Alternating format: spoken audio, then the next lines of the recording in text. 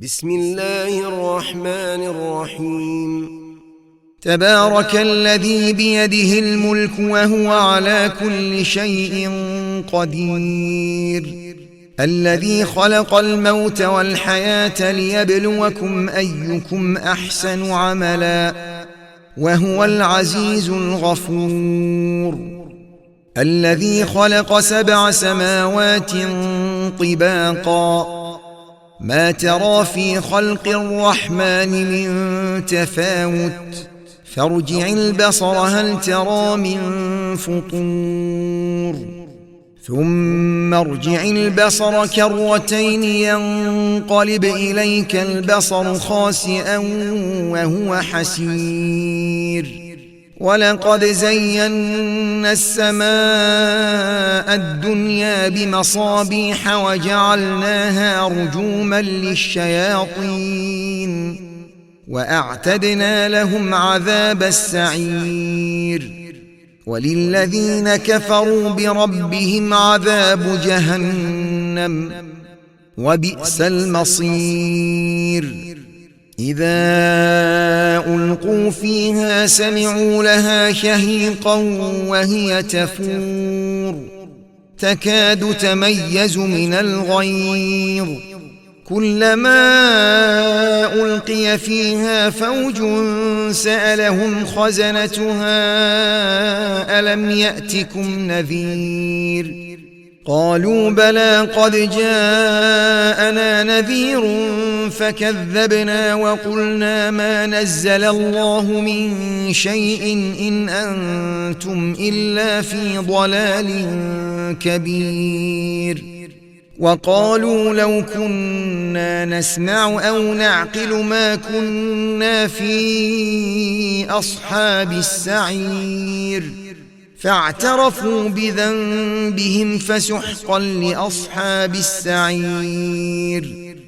إن الذين يخشون ربهم بالغيب لهم مغفرة وأجر كبير، وأسروا قولكم أو اجهروا به إنه عليم بذات الصدور. ألا يعلم من خلق وهو اللطيف الخبير، هو الذي جعل لكم الأرض ذلولا فامشوا في مناكبها وكلوا من رزقه وإليه النشور.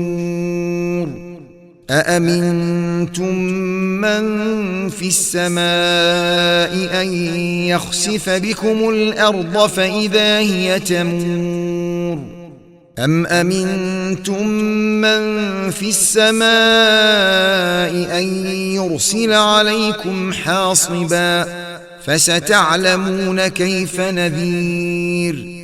ولقد كذب الذين من قبلهم فكيف كان نكير. أولم يروا إلى الطير فوقهم صافات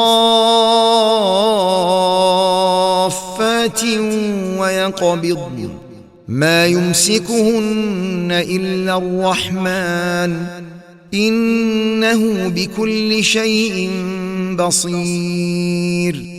أمن هذا الذي هو جند لكم ينصركم من دون الرحمن إن الكافرون إلا في غرور.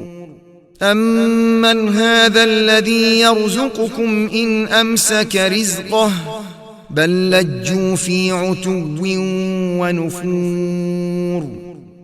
أفمن يمشي مكبا على وجهه أهدى أمن يمشي سويا على صراط مستقيم.